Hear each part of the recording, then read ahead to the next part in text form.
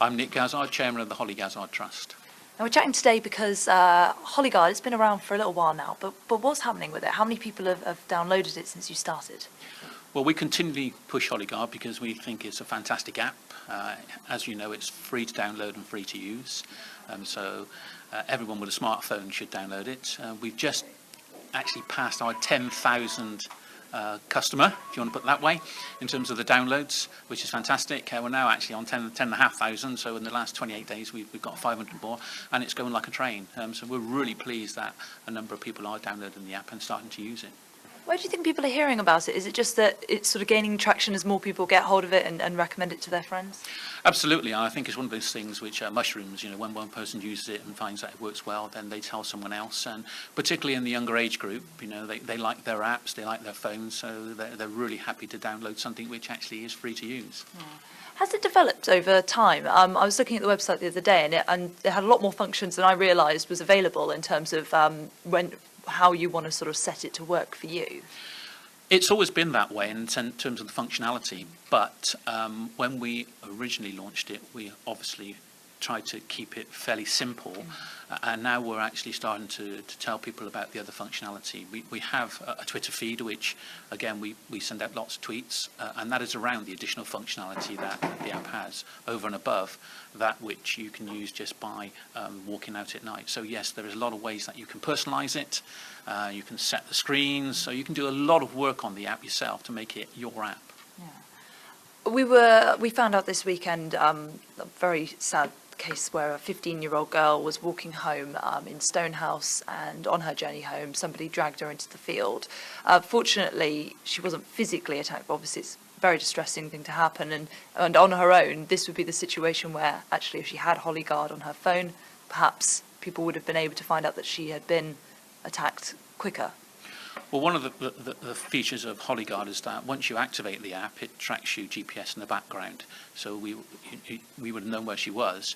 But also, if you activate it and send the alert by shaking it, then it starts to record video and voice. So there may well be vital evidence that could have been collected on the phone for any potential future police investigation. So hopefully the app will actually encourage people to be safe, feel safe. And in those situations, we might get some vital evidence back.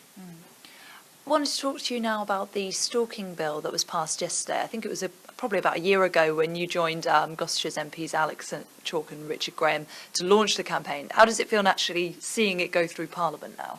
Oh, I was delighted yesterday. We started this off when we went to the House of Commons in April last year, with Alex Chalk and Richard Graham putting the private members' bill in. We got massive support from Baroness Jan Royal, in the House of Lords as well, and it was great yesterday to see that actually it come to fruition, whereby the Freedom of Protections Act 2012 section 2A and 4A have now been increased to 10 years maximum sentence from 5 years. So we're delighted. Yeah. And I guess it's things like that with the Hollie Guard Trust that lending your support to it. Obviously, you set up initially to help victims of domestic violence, but stalking is sort of that wider element of things that could happen to someone who might be suffering from domestic abuse. Well, we always had stalking in our minds when we set the trust up, because Hollie was subjected to an element of stalking as well. Primarily we wanted to focus on domestic abuse, but when you look at stalking, 80% or 70 to 80% of people who are stalked in a or following a domestic relationship. But there are those that who don't know the actual stalker, so 10 to 20% don't know the stalker. So it's an important element that we separate the two out as well as keep the two together. We've just been invited to join the National Stalking Consortium, which again we had a meeting in London yesterday, and so we're working together with the consortium to try and actually improve the service response to the public around stalking and try and increase the awareness as well. So people like the Susie Lampoon Trust we're working with, and Paladin, to really try and raise the profile of stalking and make sure that people understand what it is and then get those preventative measures in place. So by joining the consortium, does that mean that you'll be physically present at more events? What kind of things does that mean for you guys? It means a lot more work for us, absolutely. We have quarterly meetings in London with the whole consortium, but it's also joining together on events. We have the National Stalking Awareness Week coming up, starting 24th of April, and a number of events are planned around the country. And it's making sure that we don't actually duplicate events, and so that we keep them separate, and we cover the whole country to make sure that we get the messages across in terms of stalking. And we come together as one powerful entity as well. And just finally, in February, it will be the 3-year anniversary of when Hollie passed, was killed in Gloucester. Usually you guys have had a moment for people to come together. Have you got anything planned for this year?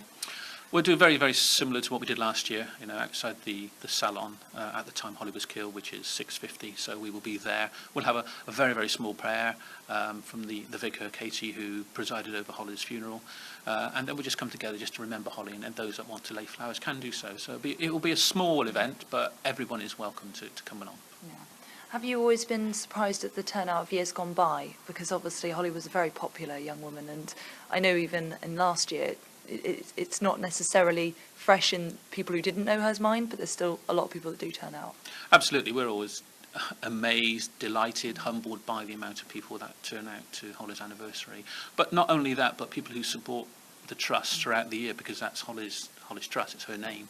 And we are absolutely dumbfounded by the support that we get from the people around Gloucestershire and wider field as well. Yeah.